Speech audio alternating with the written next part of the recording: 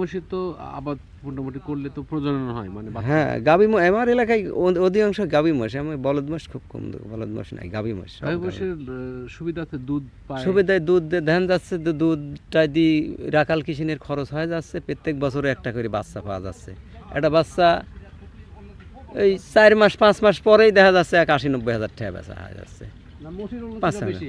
আমার এলাকায় এখন বর্তমান মোষের উন্নতিটা খুবই ভালো।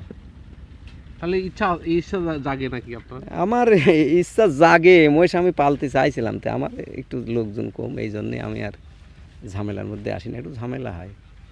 মহিষ যারা পালতেছ তো দিক দিয়ে নামাজ কালামের দিক দিয়ে খুবই সংকট হয়, মানে একটু সময় কম পাওয়া যায়, সময় কম পাওয়া যায়, মাঠে ঘাটেই থাকে, সব সময় ওই তার সঙ্গে সঙ্গেই থাকা লাগে, কিন্তু তারা ওই উপির করে খুব কম উঠতে পারে, পরিবেশ মানে পরিশ্রম করতে হয়, পরিশ্রম করতে হয়, মোষের সঙ্গেই থাকতে হয়, মোষের সঙ্গেই থাকতে হয়। তো এই যে ধোয়া মোয়ালি যায়, এখন আবার মাঠে গেল, আবার আসি সন্ধ্যায় ধরেন খাতি মাতি দিই বাইদি ছাইদি, হয়তো ওই রাত্রি একটু রেস্ট পাইলি, আবার সকালে তিনি শুরু ওই বাচ্চা দেশে, সেগুলো আবার দোয়াবি, ঘোষ আসবি দিবি, আবার মাঠে দিবি, আবার খাওয়া আসি পানির দিবি, পরিশ্রম হয়, পরিশ্রম হয়, বুঝছেন?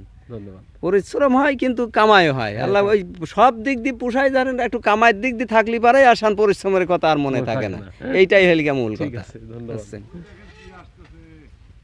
মোষ